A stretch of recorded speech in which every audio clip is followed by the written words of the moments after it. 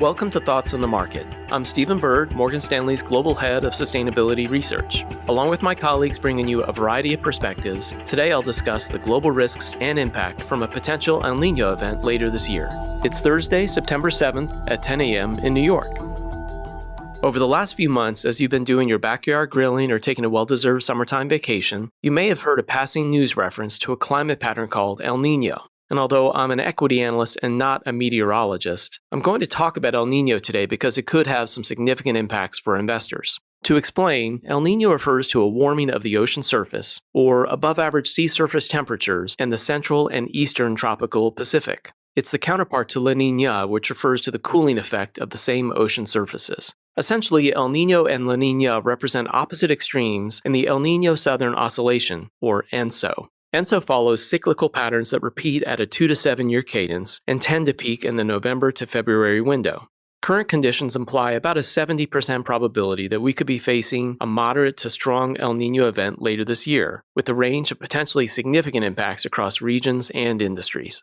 First, although El Niño starts in the Pacific equator area, it has a significant impact on global weather. El Niño tends to peak around year-end, impacting global rains and temperatures. El Niño-driven seasonal patterns in the US, Argentina, and the Andes tend to be wet, while those in Southeast Asia, Australia, Brazil, Colombia, and Africa tend to be dry. This dynamic creates conditions that move wildfires and hurricanes from the Atlantic into the Pacific area.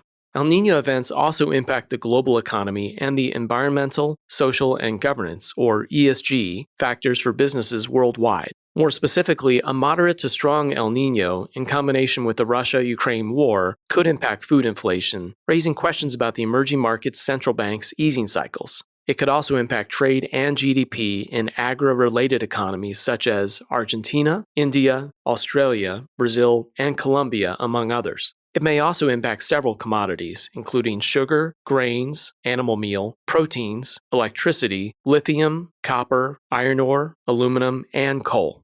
El Niño's effects can be positive or negative for different sectors and regions. For example, El Niño tends to be a negative in emerging markets. In Latin America, given the size of the agricultural sector and the spillover effect of agriculture into other industries, growth could be affected significantly. The recession we expect in Argentina this year is partially driven by La Niña, which generated an unprecedented drought. We expect El Niño to help grain yields in Argentina and to provide significant positive base effects to GDP in 2024.